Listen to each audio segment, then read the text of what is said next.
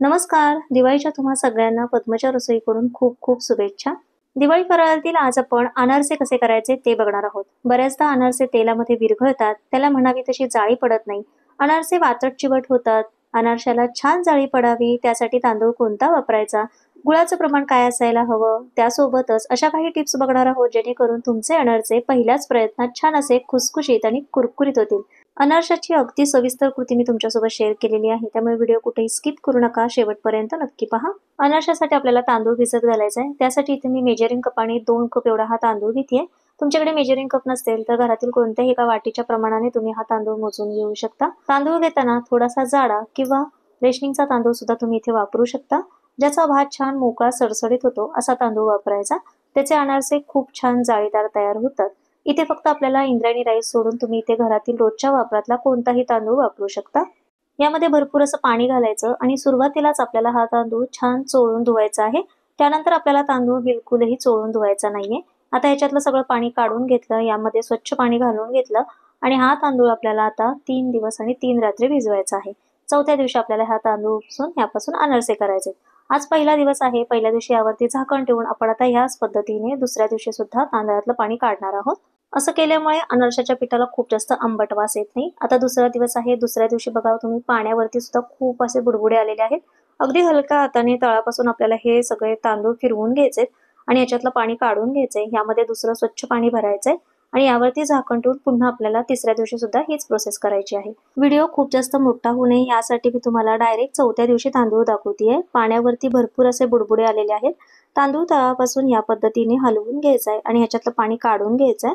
आता चौथ्या दिवशी आपल्याला जो तांदूळ आहे तो या चाळणीवरती काढून घ्यायचा आहे. ह्याच्यातलं सगळं पाणी आपल्याला निथळून घ्यायचं आहे.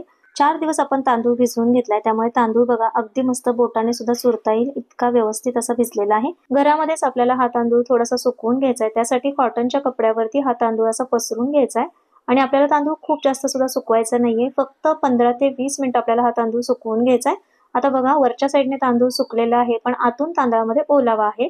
हातामध्ये एक मूठ वळून पाहिली की बघा तांदूळ हातामध्ये घेतल्यानंतर अर्धे तांदूळ खाली पडतात आणि बाकीचे तांदूळ हाताला चिकटतात. इतपत तांदूळ आपल्याला सुकवून घ्यायचा आहे. आपल्याला तांदूळ खूप जास्त कडकडीत सुकवून घ्यायचा नाहीये. तांदळामध्ये ओलसरपणा असला की अनारशाला जाळी छान पडते. तांदूळ अगदी बारीक वाटले जातात. आता थोडे थोडे तांदूळ मी या मिक्सरच्या भांड्यामध्ये घालून घेतेय आणि याला मिक्सर मधनं अगदी बारीक असं वाटून घ्यायचंय. वाटलेलं जे पीठ आहे ते आपल्याला डायरेक्ट न वापरता या पद्धतीने मैद्याच्या चाळणीने चाळून घ्यायचंय. जर तुमच्याकडे मैद्याची चाळण नसेल तर तुम्ही एखाद्या कपड्याने सुद्धा हे पीठ चाळून घेऊ शकता. पीठ असं अगदी बारीक असं मैद्यासारखं वाटून घ्यायचंय.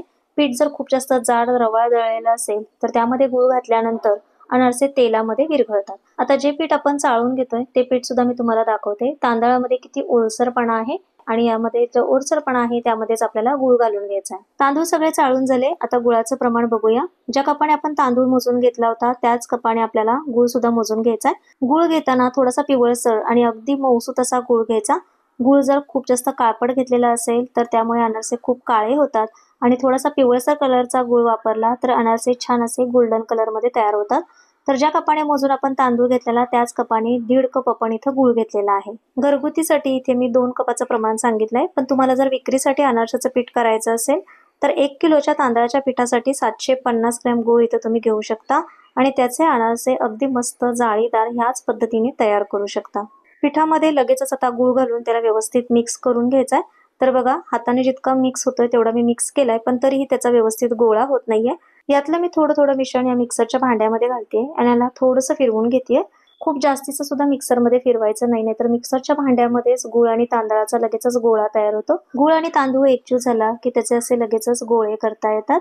आता राहिलेलं पीठ सुद्धा आपण मिक्सर मधनं असंच फिरवून घेऊया आणि त्याचा एक गोळा तयार करून घेऊया. खूप जास्त हे जर पीठ मळून घेतलं तर पीठ हाताला चिकटतं. तुम्ही याला तूप सुद्धा लावू शकता, पण मी इथं तूप न लावता सुरुवातीला हे पीठ असंच डब्यामध्ये भरून घेणार आहे.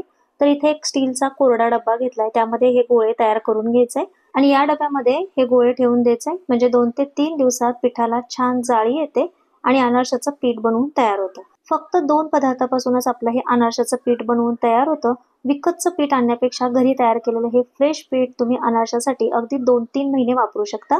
आता पीठ आपण 2-3 दिवसासाठी भिजत ठेवलं होतं, त्याच्यातलं आता मी इथलं थोडंसं पीठ काढून घेते आणि तुम्हाला अनारसे करून दाखवते. अनारशाच्या पिठासाठी तांदूळ कोणता घ्यायचा, गूळ कोणता वापरायचा आणि पीठ कशा पद्धतीने तयार करायचं याची सगळं सविस्तर माहिती मी तुम्हाला इथे सांगितलेली आहे. तरीही तुम्हाला काही अडचण असेल तर तुम्ही मला कमेंट्स करून विचारू शकता. हे मिश्रण थोडंसं चिकट असतं, हाताला थोडंसं तूप लावलं की मिश्रण बघा अजिबात हाताला चिटकत नाहीये. आता या घेतलेल्या पिठामध्ये आपले साधारण 8 ते 10 अनारसे बनवून तयार होतात. अनारशाची साईज तुम्ही तुमच्या आवडीनुसार छोटी मोठी ठेवू शकता. इथे मी छोटासा पेढा एवढा गोळा घेतलाय आणि त्याची अशी गोलाकार पारी तयार करून पाहिजे. पारी कुठेही चिरटत नाहीये, म्हणजे आपला अनारशाचं पीठ अगदी परफेक्ट तयार झालंय. एका प्लास्टिकच्या पेपरला हलकंसं तूप लावून घ्यायचंय. अनारशाचा गोळा असा खसखस मध्ये बुडवून घ्यायचाय आणि खसखसची बाजू आपल्याला खालच्या साईडला ठेवून याला थापून घ्यायचंय. वरून थापताना आपल्याला पीठ हाताला चिटकू शकतं, त्यासाठी हाताला थोडंसं तूप लावून घ्यायचं आणि 2 बोटांनी पसरवत त्याला आपल्याला आकार द्यायचा आहे.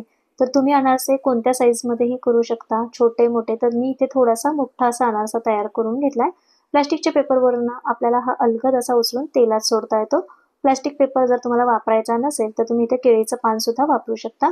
आता आणखीन एक आपण इथे अनारसा तयार करून पाहूया. ह्याला सुद्धा मी थोडंसं तूप लावून घेतेय. यावरती तयार करून घेतलेला जो गोळा आहे तो खसखसमध्ये बुडवायचा.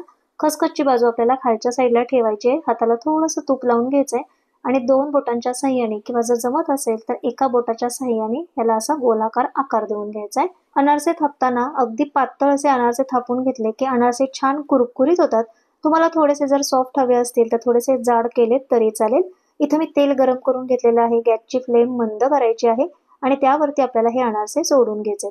अनारसे तेलामध्ये सोडत असताना खसखसची बाजू आपल्याला वरच्या साईडला ठेवायची. या पद्धतीने अनारसा तेलात सोडायचा.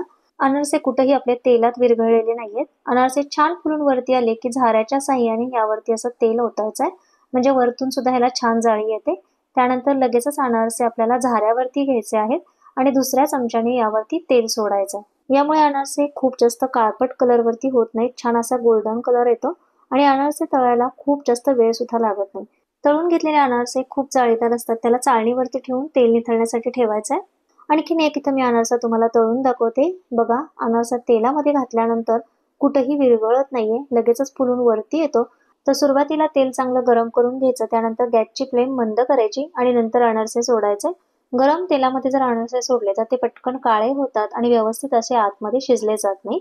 अनारशाला जाळी छान आलेली असते, त्यामुळे तेल त्यामध्ये साचून राहू शकतं. यासाठी चाळणीवरती तेल आपल्याला निथळून घ्यायचंय. थंड झालेले अनारसे डब्यामध्ये भरताना खाली पोहे टाकून त्यावरती चाळण ठेवून त्यावरती आपल्याला हे अनारसे ठेवायचे आहेत, म्हणजे पूर्ण तेल यामधले निथळलं जातं.